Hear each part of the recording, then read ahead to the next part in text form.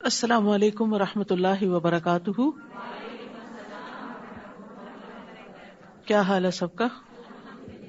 نحمده ونصلی علی رسولہ الکریم، اما بعد فاعوذ باللہ من الشیطان الرجیم، بسم اللہ الرحمن الرحیم. رب اشرح لی صدری ویسر لی امری واحلل عقدۃ من لسانی یفقہوا قولی. قرآن مجید میں اللہ سبحانہ وتعالیٰ فرماتے ہیں، یا ایھا الناس قد جاءتکم موعظۃ من ربکم وشفاء لما فی الصدور وہدی ورحمۃ للمؤمنین قل بفضل اللہ وبرحمتہ فبذلک فلیفرحوا ھو خیر مما یجمعون. اے لوگو، بے شک تمہارے پاس تمہارے رب کی طرف سے عظیم نصیحت اور اس کے لیے سراسر شفا جو سینوں میں ہے، یعنی دل کے اندر جو گھٹن اور تنگی اور بیماری ہے، اور ایمان والوں کے لیے سراسر ہدایت اور رحمت آئی ہے. یعنی یہ قرآن شفا بھی ہے، نصیحت بھی ہے، ہدایت بھی ہے، رحمت بھی ہے جو اس پر ایمان لائے. کہہ دیجئے کہ اللہ کے فضل اور اس کی رحمت ہی سے ہے، سو اسی کے ساتھ پھر لازم ہے کہ وہ خوش ہوں. یعنی اس نعمت کے ملنے پر سب کو خوش ہو جانا چاہیے. یہ اس سے بہتر ہے جو وہ جمع کر رہے ہیں. یعنی باقی لوگ قرآن کے علاوہ جو کچھ سمیٹ رہے ہیں، ان سب چیزوں سے، ان سب نعمتوں سے بہتر یہ قرآن کی نعمت ہے کہ جس کو آپ سمیٹ رہے ہیں. اس پر اطمینان سے، خوشی سے اپنا وقت لگانا چاہیے کہ ہم نفع کا سودا کر رہے ہیں. لیکن یہ کتاب کس لیے آئی ہے؟ کتاب انزلناہ الیک مبارک لیدبروا آیاتہ ولیتذکر اولو الالباب. جو کتاب ہم نے آپ کی طرف نازل کی ہے بڑی برکت والی ہے، تاکہ لوگ اس کی آیات میں غور و فکر کریں اور اہل عقل اس سے سبق حاصل کریں. تو ہمیں اللہ کی کتاب میں غور و فکر کرنا ہے اور اس سے لیسن اخذ کرنے ہیں، عملی نقطے نکالنے ہیں، تاکہ ہمارا عمل، اخلاق، رویہ، معاملہ تبدیل ہو. ابن رجب کہتے ہیں، نفلی اعمال میں سے عظیم عمل جس کے ذریعے انسان اللہ کا تقرب حاصل کر سکتا ہے وہ قرآن کی کثرت سے تلاوت کرنا ہے اور اس کو غور و فکر، تدبر اور خوب سمجھ کر سننا ہے. خباب بن ارت نے کسی آدمی سے کہا، جتنی تمہاری استطاعت ہے اللہ کا قرب حاصل کرو اور خوب جان لو کہ تم ہرگز کسی بھی چیز کے ساتھ اس کا قرب حاصل نہیں کر سکتے جو اس کو اس کے کلام سے بڑھ کر محبوب ہو. یعنی اللہ سبحانہ وتعالیٰ کا قرب قرآن مجید سے ہی حاصل کیا جا سکتا ہے. تو اس لیے ہمیں شوق سے اور محبت سے اس کلام کو پڑھنا چاہیے. اعوذ باللہ من الشیطان الرجیم، بسم اللہ الرحمن الرحیم. لن تنالوا البر حتى تنفقوا مما تحبون وما تنفقوا من شيء فإن الله به عليم. كل الطعام كان حلا لبني إسرائيل إلا ما حرم إسرائيل على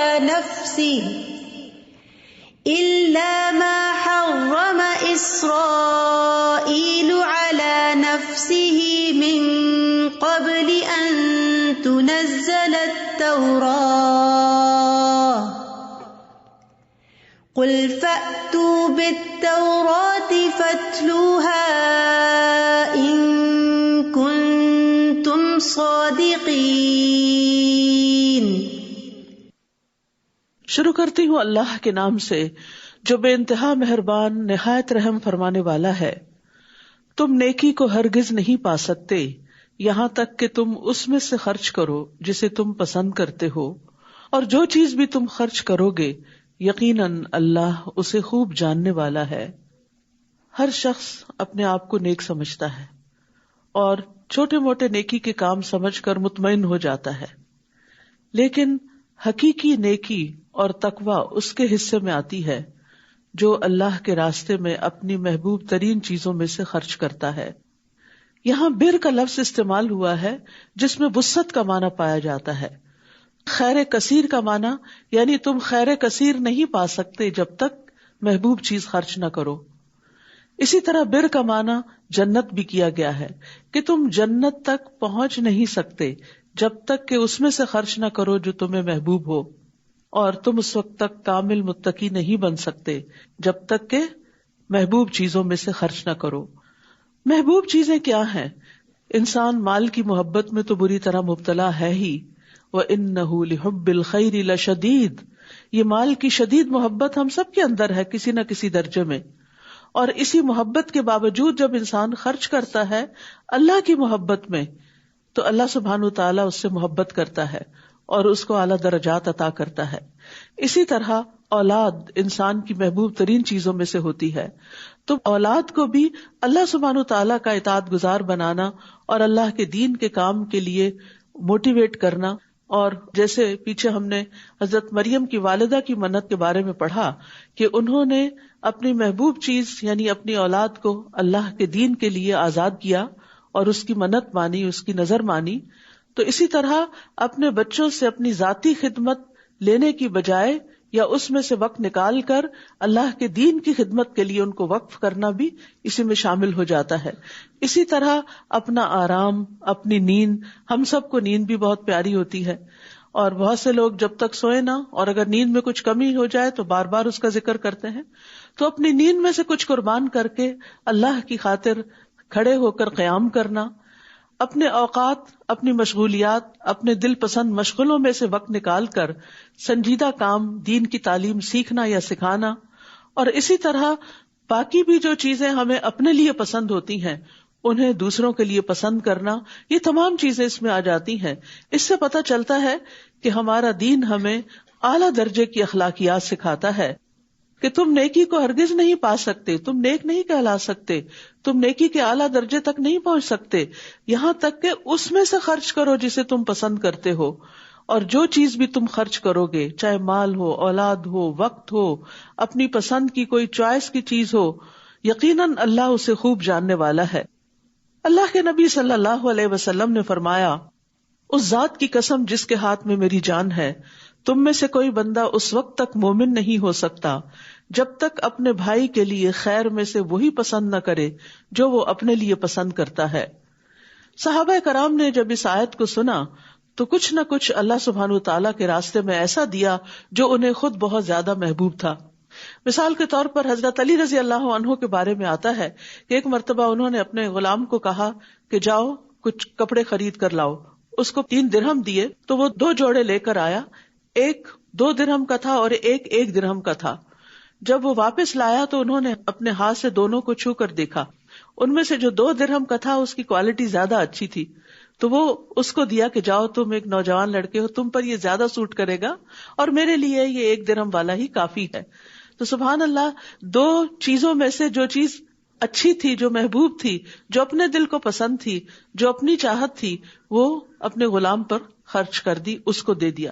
اسی طرح ابو طلحہ انصاری رضی اللہ عنہ کے بارے میں ہم سب جانتے اور بارہا یہ واقعہ پڑھ اور سن چکے ہیں کہ انس رضی اللہ عنہ سے مروی ہے کہ نبی صلی اللہ علیہ وسلم منبر پر تشریف فرما تھے کہ ابو طلحہ نبی صلی اللہ علیہ وسلم کے پاس آئے اور آپ سے پوچھا کہ آپ کی کیا رائے ہے. اللہ عز و جل نے یہ آیت نازل فرمائی ہے، لن تنالوا البر حتى تنفقوا مما تحبون، اور مجھے اپنے سارے مال میں سے میری بیروہا کی زمین سب سے زیادہ محبوب ہے اور میں اس کے ذریعے اللہ عز و جل کا قرب حاصل کرنا چاہتا ہوں. بیروہا کا باغ بہترین کھجوروں پر مشتمل تھا اور اس میں کنواں بھی تھا جس کا پانی بہت میٹھا تھا. نبی صلی اللہ علیہ وسلم اس باغ میں کبھی کبھار تشریف لے جایا کرتے تھے اور اس کا میٹھا پانی پیا کرتے تھے. تو وہ محبوب ترین باغ کے بارے میں نبی صلی اللہ علیہ وسلم سے مشورہ کرتے ہیں کہ میں اس کو اللہ کے راستے میں دینا چاہتا ہوں. تو رسول اللہ صلی اللہ علیہ وسلم نے فرمایا، واہ واہ، بیروہا تو بڑا نفع بخش مال ہے، تم اسے اپنے اقرباء میں تقسیم کر دو. تو انہوں نے اس کو رشتہ داروں کو دے دیا، اپنے چچا زاد اور دیگر لوگوں کو، صرف اور صرف اللہ کی رضا کے لیے خرچ کیا اس کو. تو آپ دیکھیے کہ جب انسان اپنی محبوب چیز کو خرچ کرتا ہے تو وہ تکلیف دہ ضرور ہوتا ہے، لیکن اس تکلیف سے انسان کو جو پھر خوشی حاصل ہوتی، جو اطمینان حاصل ہوتا ہے یعنی وقتی طور پر تکلیف ہوتی ہے لیکن بعد میں اس کا انجام اچھا ہوتا ہے. اس کے برعکس انسان جب اپنے لیے پسندیدہ ترین چیز کا انتخاب کرتا ہے تو وقتی طور پر ہو سکتا ہے کہ اس کو خوشی ہو لیکن بعد میں اس کو ریگریٹس بھی ہوتے ہیں کہ اگر میں یہ اللہ کے پاس جمع کروا دیتا تو زیادہ بہتر تھا، کیونکہ اللہ سبحانہ تعالیٰ کے ہاں اس کی قیمت مجھے زیادہ ملتی ہے. اسی طرح حضرت عثمان کے بارے میں آتا ہے کہ جب ان کا تجارتی قافلہ مدینہ میں آیا تو جو تاجر حضرات تھے وہ فوراً آ گئے کہ ہم ان سے خرید کر آگے پرچون میں دیتے ہیں. تو انہوں نے کہا کتنی قیمت لگاؤ گے؟ جو بھی بتائی نہیں، اس سے مجھے زیادہ ملتی ہے. پھر مزید دینے کو تیار ہوئے، کہا مجھے اس سے بھی زیادہ ملتا ہے، اس سے بھی زیادہ ملتا ہے. تو بہرحال انہوں نے وہ سارا غلہ مسلمانوں میں تقسیم کر دیا کہ اللہ کو میں نے دیا یہ، کیونکہ اللہ سبحانہ تعالیٰ تو ایک دانے کے بدلے 700 دیتا ہے، تو کوئی تاجر دنیا کا اتنا پروفٹ دے ہی نہیں سکتا تھا. تو صحابہ کرام کی زندگی میں آتا ہے حضرت عمر رضی اللہ عنہ کے بارے میں کہ پسندیدہ ترین مال ان کا خیبر کا وہ حصہ تھا جس پہ بہترین پھل آتا تھا. تو وہ نبی صلی اللہ علیہ وسلم کے پاس آ گئے کہ میں اس کو اللہ کے راستے میں دینا چاہتا ہوں. تو آپ نے فرمایا باغ رکھ لو اور اس کا پھل دے دیا کرو، یعنی پھل بار بار دیتے رہو گے اور اس کا اجر ملتا رہے گا. اسی طرح حضرت عبداللہ بن عمر کی ایک لونڈی تھی جو انہیں بہت ہی محبوب تھی، وہ آزاد کر دی.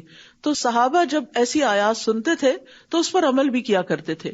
اور یہاں اللہ سبحانہ تعالیٰ کی بندوں پر رحمت ہے کہ یہ نہیں کہا کہ جو تمہیں پسند ہے سارا ہی دے دو، بس اتنا مطالبہ کیا مما تحبون، اس میں سے یعنی کچھ دے دو، تھوڑا سا بھی دے دو یا کچھ نہ کچھ دو. اور پھر جو بھی دو گے اللہ کو معلوم ہے، اللہ تعالیٰ اس کا حساب رکھے گا اور اللہ تعالیٰ اس کا بدلہ دے گا. اور جو بدلہ اللہ دے سکتا ہے وہ کوئی بھی نہیں دے سکتا، اس لیے یہ نفع کا ہی سودا ہے. عام طور پر جب ہم خرچ کرتے ہیں تو زائد از ضرورت یا جو ہمیں چاہیے نہیں ہوتا، اس کا یہ مطلب نہیں کہ وہ نہیں دے سکتے. قرآن مجید میں ایک دوسری جگہ اس کے دینے کا بھی حکم آتا ہے کہ جو تمہاری ضرورت سے زائد ہو اس کو دے دو.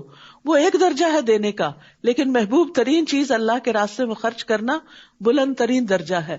تو اخلاق کے بھی درجات ہوتے ہیں اور ان میں بلند ترین درجہ اپنی پسند کو دوسرے کی پسند کے تابع کر دینا، اور سب سے بڑھ کر اللہ رب العزت کی پسند کے تابع کرنا. کل الطعام کان حلا لبنی اسرائیل الا ما حرم اسرائیل علی نفسہ من قبل ان تنزل التوراۃ قل فأتوا بالتوراۃ فاتلوها ان کنتم صادقین. بنی اسرائیل کے لیے ہر کھانا حلال تھا سوائے اس کے جو اسرائیل یعقوب علیہ السلام نے تورات نازل کیے جانے سے پہلے اپنے نفس پر حرام کیا تھا. کہہ دیجئے تورات لے آؤ، پھر اسے پڑھ کر دیکھو اگر تم اپنی بات میں سچے ہو.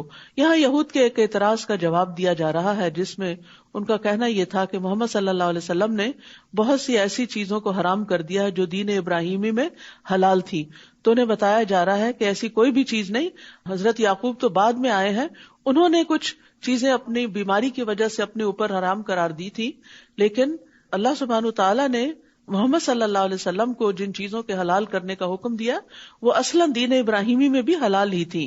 تو جو کوئی اس دلیل کے مل جانے کے بعد اللہ پر جھوٹ گڑے تو یہی لوگ دراصل ظالم ہیں. تو یاد رکھیے، قرآن سے سنت سے جب کسی چیز کی دلیل مل جائے تو اس کے بعد اس کا انکار کرنا اپنے آپ پر ظلم کرنا ہوتا ہے. کہہ دیجئے اللہ نے سچ کہا، بس تم ملت ابراہیم کی پیروی کرو جو یکسو تھا اور وہ مشرکین میں سے نہ تھا. بے شک پہلا گھر جو لوگوں کے لیے مقرر کیا گیا وہ وہی ہے جو مکہ میں ہے، تمام جہان والوں کے لیے برکت و ہدایت والا ہے. یہاں ایک اور اعتراض کا جواب دیا جا رہا ہے. اہل کتاب کا یہ کہنا تھا کہ بیت المقدس سب سے افضل قبلہ ہے اور اس کی طرف پہلے تم رخ کر کے نماز پڑھتے تھے، پھر تم نے اس کو کیوں چھوڑ دیا؟ تو بتایا یہ جا رہا ہے کہ پہلا قبلہ بیت المقدس نہیں، وہ بیت اللہ شریف ہے. اللہ سبحانہ تعالیٰ نے سب سے پہلے جو گھر مقرر کیا لوگوں کی عبادت کے لیے وہ وہی ہے جو مکہ میں ہے، تمام جہان والوں کے لیے برکت اور ہدایت والا ہے. وہ خطہ بابرکت ہے، وہ گھر بابرکت ہے.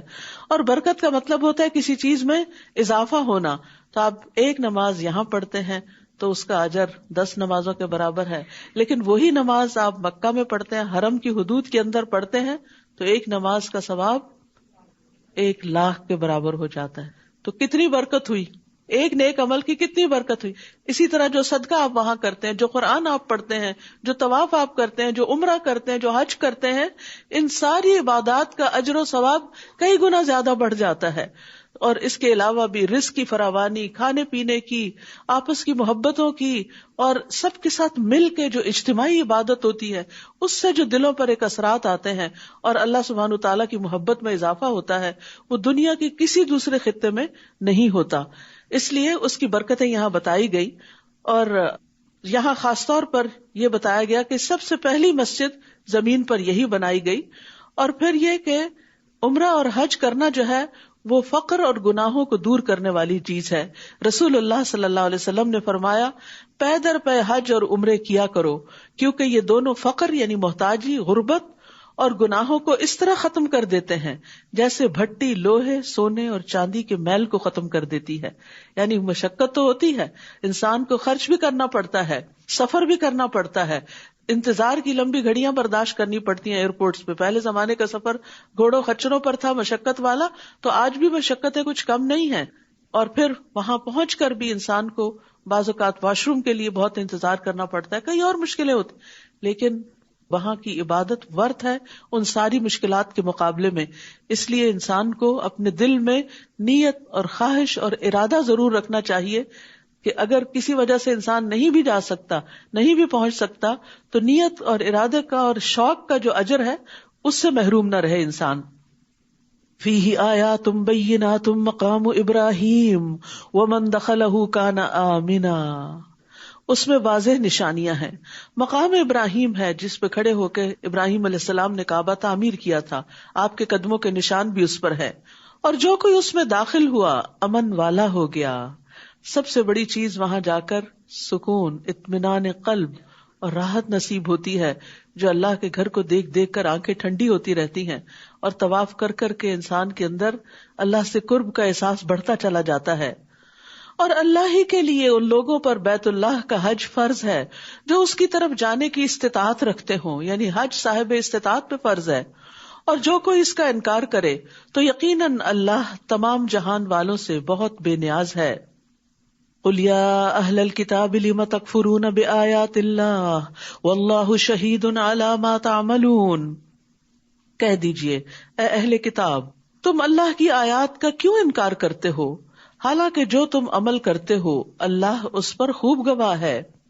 یعنی اللہ سبحانہ وتعالیٰ تمہارے اعمال کو دیکھ رہا ہے، لہٰذا اللہ کے احکامات، اللہ سبحانہ وتعالیٰ کی آیات کا انکار مت کرو. قُلْ يَا أَهْلَ الْكِتَابِ لِمَ تَصُدُّونَ عَنْ سَبِيلِ اللَّهِ، کہہ دیجئے اے اہل کتاب، تم اللہ کے راستے سے اس شخص کو کیوں روکتے ہو جو ایمان لے آیا، اور تم اس میں ٹیڑھا پن تلاش کرتے ہو حالانکہ تم گواہ ہو، اور اللہ اس سے ہرگز غافل نہیں جو عمل تم کرتے ہو. اے لوگو جو ایمان لائے ہو، اگر تم اہل کتاب کے ایک گروہ کی اطاعت کرو گے تو وہ تمہیں مرتد بنا دیں گے، تمہارے ایمان لانے کے بعد کافر بنا دیں گے. اور تم کیسے کفر کر سکتے ہو حالانکہ تم پر اللہ کی آیات پڑھی جاتی ہیں اور تم میں اس کا رسول بھی موجود ہے. اور جو کوئی اللہ کے دین کو مضبوط تھام لے گا تو یقیناً وہ سیدھی راہ کی طرف ہدایت دے دیا گیا.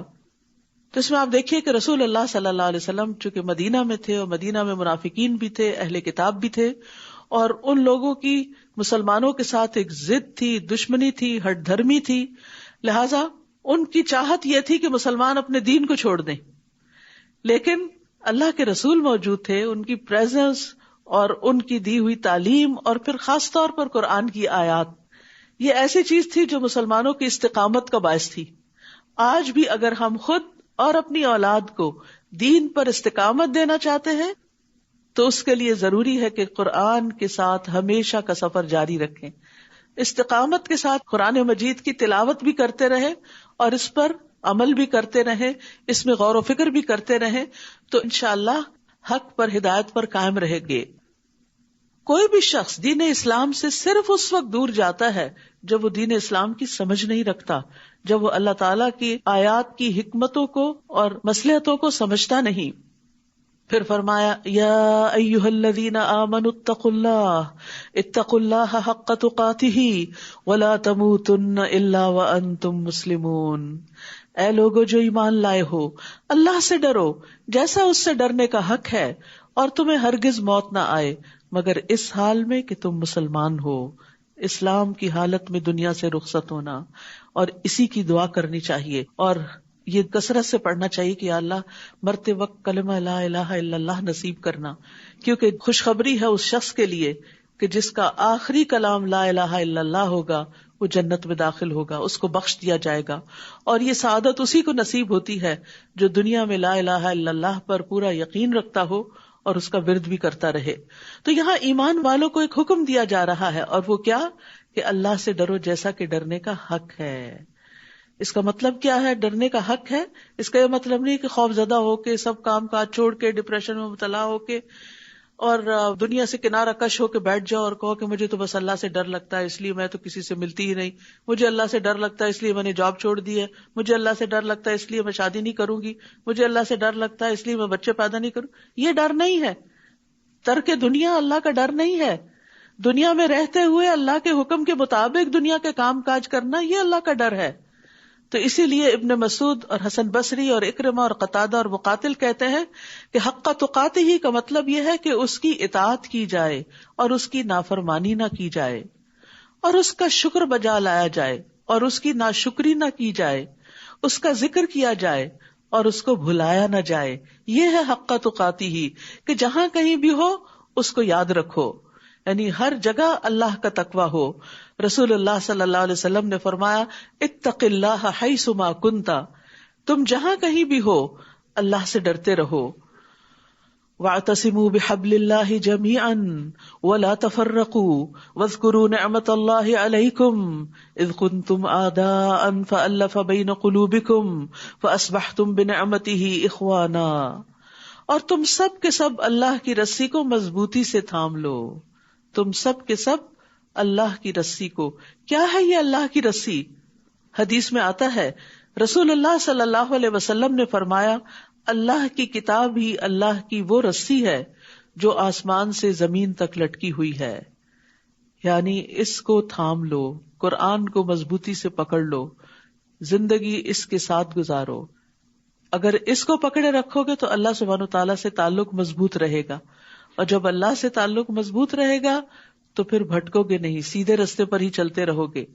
اور یہاں پر صرف یہ نہیں کہا گیا کہ اللہ کی رسی پکڑ لو، یہ کہا گیا جمیعاً، سب مل کے تھامو، اکٹھے ہو کر. ابو ہریرہ رضی اللہ عنہ سے روایت ہے کہ رسول اللہ صلی اللہ علیہ وسلم نے فرمایا بے شک اللہ تم سے 3 باتوں سے راضی ہوتا ہے اور 3 باتوں سے ناراض ہوتا ہے. نمبر 1، وہ تمہارے لیے پسند کرتا ہے کہ اس کی عبادت کرو اور اس کے ساتھ کسی کو شریک نہ ٹھہراؤ. نمبر 2، اور تم سب اللہ کی رسی کو مضبوطی سے پکڑے رکھو. یہ اللہ کا حکم ہے، قرآن میں بھی اور حدیث میں بھی اس کی وضاحت آ گئی. اور نمبر 3، جن حکمرانوں کو اللہ نے تمہاری ذمہ داری سونپی ہے ان کی خیر خواہی کرو. اور 3 ناپسندیدہ باتیں کون سی ہیں؟ اور وہ تمہارے لیے قیل و قال کو، باتیں ادھر کی ادھر کی، ہی سیڈ شی سیڈ، فلاں یہ کہتا ہے فلاں یہ کہتا ہے، اور بیکار کی باتیں جن کا کوئی مطلب مقصد نہ ہو، جس سے کسی کے علم میں کوئی اضافہ نہ ہوتا ہو، نہ کسی کے عمل میں کوئی قوت آتی ہو، صرف قصے کہانیاں بیکار کے، اور بعض اوقات تو غیبت میں ڈھل جاتی ہیں، لوگوں کی برائیاں اور ان کے عیب چینی کرنا. تو اس چیز کو ناپسند کیا گیا. اور نمبر 2، کثرت سوال کو، یعنی کسی نے ایک مسئلہ بتایا، اس پہ ایک اور سوال کر دیا، اس پہ ایک اور کر دیا، جیسے بنی اسرائیل نے بہت سوال کیے تھے. اور نمبر 3، مال ضائع کرنے کو اللہ تعالیٰ ناپسند کرتا ہے. ضرورت کی جگہوں پر تو مال خرچ کرنا چاہیے لیکن اسراف نہیں کرنا چاہیے. اور اسی طرح چاہے کھانے کا معاملہ ہو یا دیگر نفع مند چیزیں ہوں، ان کو بیکار میں پھینکتے نہیں چلے جانا چاہیے، ان سے یا خود فائدہ اٹھانا چاہیے یا کسی دوسرے کو اٹھانے دینا چاہیے. تو مال ضائع کرنا ناپسندیدہ ہے. اور پھر یہاں خاص طور پر جس چیز کا حکم دیا جا رہا ہے وہ یہ کہ آپس میں جڑے رہو، دلوں کا اتحاد ہو. فرمایا بے شک مومن دوسرے مومن کے لیے عمارت کی طرح ہوتا ہے، اس کا ایک حصہ دوسرے حصے کو قوت پہنچاتا ہے. اور آپ نے اپنے ہاتھ کی انگلیوں کو دوسرے ہاتھ کی انگلیوں میں داخل کر کے دکھایا، یعنی جس طرح انگلیاں انگلیوں میں چلی جاتی ہیں تو مضبوط گرپ آ جاتی ہے، اسی طرح جب مومن کے ساتھ جڑتا ہے تو دیوار کی طرح جس کی ایک برک دوسرے کے ساتھ لگی ہوئی ہوتی ہے، اس سے بڑی بڑی عمارتیں کھڑی ہو جاتی ہیں اور بہت بڑے بڑے کام اس سے لیے جا سکتے ہیں. لیکن اگر وہی اینٹیں بکھری ہوئی ہوں تو وہ اینٹوں کا ڈھیر بیکار ہوتا ہے، کوڑا کباڑ ہوتا ہے. تو اگر مسلمان آپس میں آرگنائزڈ بھی، کیونکہ اینٹیں باہم نہیں جڑ کے دیوار بنتی جب تک آرگنائزڈ نہ ہو، جب تک ڈسپلن نہ ہو، اور اسی طرح جب تک ایک دوسرے کے ساتھ جڑے ہوئے نہ ہو، اور یہ جڑنا صرف ظاہری نہ ہو بلکہ دلوں کا جڑنا بھی ہو. تو یہاں پر فرمایا اور اللہ کی رسی کو سب مل کر مضبوطی سے تھام لو اور فرقہ فرقہ مت بنو. کیونکہ جب چھوٹی موٹی بات پر اختلاف ہوتا ہے تو لوگوں میں پارٹی بازی شروع ہو جاتی اور پھر وہ مخالفت میں تبدیل ہو جاتا ہے، اور وہ سلسلہ نہ روکے تو پھر ایک دوسرے کے ساتھ جنگ و جدل اور قتال بھی شروع ہو جاتے ہیں. اور اپنے اوپر اللہ کی نعمت کو یاد کرو. جب تم آپس میں دشمن تھے، یعنی اسلام کے آنے سے پہلے، تو اس نے تمہارے دلوں میں محبت ڈال دی. یہ محبت اسلام کی وجہ سے تھی، تو تم اس کی نعمت سے بھائی بھائی بن گئے. یعنی تمہیں خونی رشتوں سے زیادہ محبوب ہو گئے وہ لوگ جو دین کے رشتے میں تم سے بندھے، اور تم آگ کے گڑھے کے کنارے پر تھے، یعنی اس دین سے پہلے، تو اس نے تمہیں اس سے بچا لیا. اسی طرح اللہ تمہارے لیے اپنی آیات کو کھول کر بیان کرتا ہے تاکہ تم ہدایت پا جاؤ. پھر ایک اور حکم، وَلْتَكُمْ مِنْكُمْ أُمَّةٌ يَدْعُونَ إِلَى الْخَيْرِ، اور تم میں ضرور ایک ایسا گروہ ہونا چاہیے جو لوگوں کو خیر کی طرف بلائے، ہدایت کی طرف بلائے، نیکی کے کاموں کی طرف بلائے. یعنی ایک گروہ کا تو کام ہی یہ ہو، مسلمانوں کے اندر ایک جماعت تو ایسی رہے کہ جو لوگوں کی رہنمائی کرتی رہے کہ نیکی کے اور بھلائی کے کام کون کون سے ہیں، اور وہ اس نیکی کی طرف چلتے بڑھتے رہیں. نیکی کا حکم دے، وَيَأْمُرُونَ بِالْمَعْرُوفِ وَيَنْهَوْنَ عَنِ الْمُنْكَرِ، اور برائی سے روکے، اور یہی وہ لوگ ہیں جو فلاح پانے والے ہیں. سبحان اللہ. یعنی ایسے گروہ کے لوگ جو یہ تین کام کرتے ہیں، خیر کی دعوت، امر بالمعروف اور نہی عن المنکر، یہ کامیاب ہونے والے لوگ ہیں. وَلَا تَكُونُوا كَالَّذِينَ تَفَرَّقُوا، اور تم ان لوگوں کی طرح نہ ہو جانا جو فرقہ فرقہ بن گئے اور انہوں نے واضح دلائل آ جانے کے بعد اختلاف کیا. اور یہی وہ لوگ ہیں جن کے لیے بہت بڑا عذاب ہے. جس دن کچھ چہرے روشن ہوں گے اور کچھ چہرے سیاہ ہوں گے، تو جن لوگوں کے چہرے سیاہ ہوں گے ان سے کہا جائے گا کیا تم اپنے ایمان لانے کے بعد کفر میں مبتلا ہو گئے؟ تو چکھو عذاب کا مزہ اس وجہ سے کہ تم کفر کرتے تھے. وَأَمَّا الَّذِينَ ابْيَضَّتْ وُجُوهُهُمْ فَفِي رَحْمَةِ اللَّهِ هُمْ فِيهَا خَالِدُونَ، اور رہے وہ لوگ جن کے چہرے روشن ہوں گے تو وہ اللہ کی رحمت میں ہوں گے جس میں وہ ہمیشہ رہنے والے ہیں. یہ اللہ کی آیات ہیں جنہیں ہم آپ پر حق کے ساتھ پڑھ رہے ہیں، یعنی بالکل ٹھیک ٹھیک ہیں، سچی باتیں ہیں، اور اللہ جہان والوں کے ساتھ کسی ظلم کا ارادہ نہیں رکھتا. وَلِلَّهِ مَا فِي السَّمَاوَاتِ وَمَا فِي الْأَرْضِ وَإِلَى اللَّهِ تُرْجَعُ الْأُمُورُ، اور اللہ ہی کے لیے ہے جو کچھ آسمانوں میں ہے اور جو کچھ زمین میں ہے، اور اللہ ہی کی طرف سب معاملات لوٹائے جاتے ہیں.